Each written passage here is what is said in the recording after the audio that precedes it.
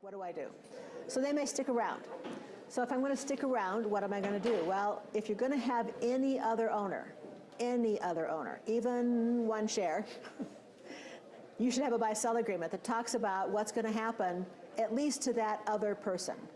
Probably for all the owners, but what's going to happen if one of us dies, becomes disabled, quits, is fired, we don't get along anymore, take a hike, all those good things.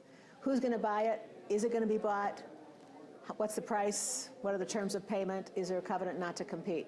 That's what the buy-sell agreement is. If you're going to stick around, you also have to look at estate planning, because you may die owning this business. And that's okay. There's nothing wrong with that other than the fact that you've left it to your family, and now what are you going to do? Maybe under your buy-sell agreement somebody else is going to buy it. Maybe not.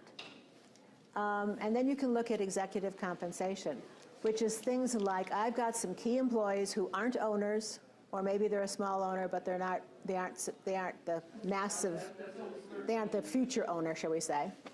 And so you look at executive compensation. I want to make sure they get good bonuses so that they stick around and stick with me. I want to give them a deferred compensation plan, or a phantom stock plan, or a stock appreciation rights plan. Something that gets them a reason to stick around with me and help me continue to run this business.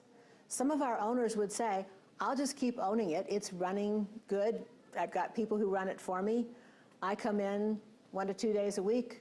I check things out, and I go away and play golf or play with the dogs, or whatever it is they want to do. But I've got people who run it, but I want to make sure they are heavily invested in running it well. And they should benefit from running it well. They don't have the money to buy it. They don't want to take the risk to buy it. All of those things are fine. And someday down the road, I'll sell it somewhere to somebody. That's okay. So they look at executive compensation planning as well to make sure that that business can continue to provide them whatever it is they really want.